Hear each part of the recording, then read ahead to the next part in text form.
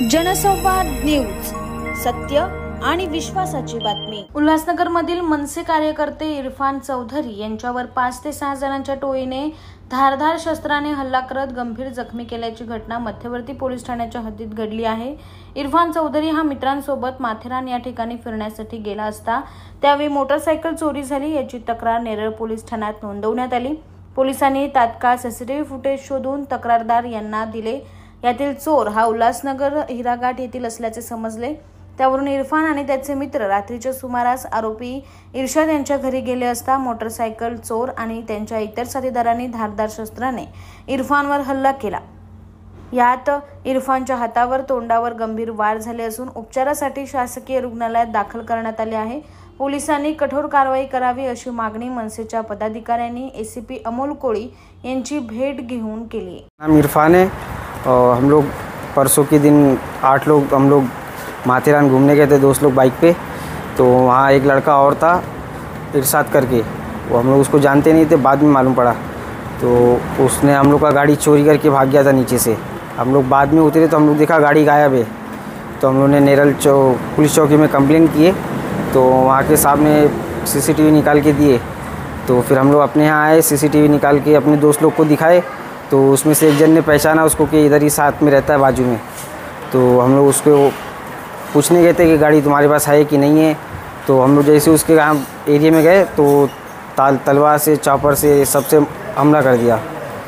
इस बारे में पुलिस में शिकायत की आपने? हाँ, पुलिस में शिकायत की सेंट्रल चौकी में।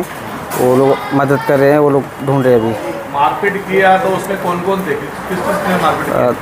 उसमें बहुत लोग थे, 10-15 लोग थे, लेकिन उसमें से 3 लोग का नाम मालूम है, इरशाद शेख और दीपक यादव और संतोष। तो पुलिस से क्या मांग करते हैं?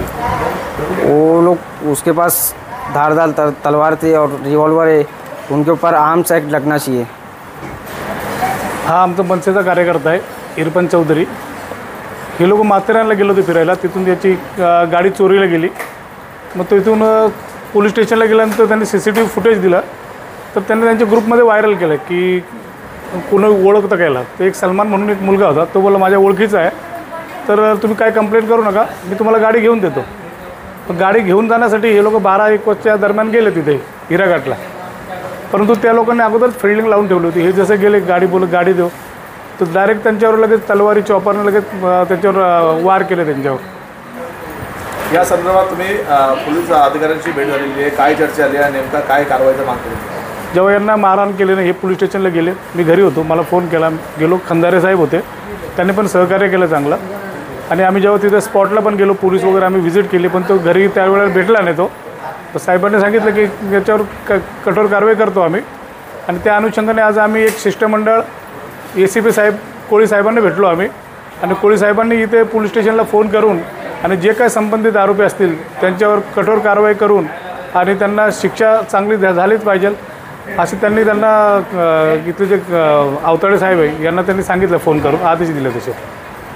अंबरनाथ पार्ले गांव में खुल चुका है एक ऐसा प्रीमियम रेस्टोरेंट जहां आपको मिलता है डिलीशियस फूड, साथ एक कॉजी इंटीरियर का आनंद। Welcome to noon to moon. हर कॉर्नर आपको अपने एक अलग वर्ल्ड में ले जा सकता है। फैमिली मीटअप्स, गैदरिंग्स या अपने special dinner, non veg to veg, इनके मेन्यू में आपको हर तरह के डिलीशियस मिलते रहेंगे। इसलिए स्पेशल सिंधी डिशेस, जहाँ आपको मिलेगा एक वाइड वैरायटी ऑफ डिशेस, हर एक टेस्ट बर्ड को सॅटिस्फाय कर सके।